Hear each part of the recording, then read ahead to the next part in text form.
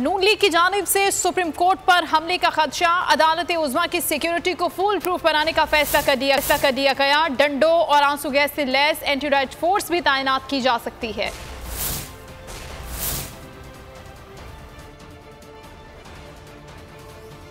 Supreme court पर हमले का मंसूबा, अदालत की सिक्योरिटी फुल प्रूफ बनाने का फैसला।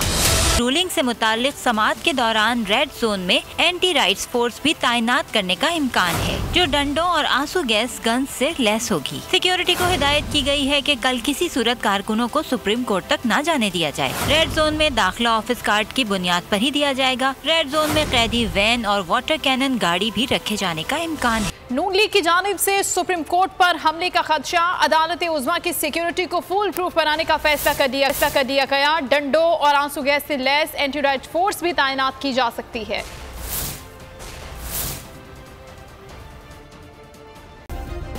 सब्सक्राइब करें और बेल दबाएं ताकि कोई खबर रह न जाए।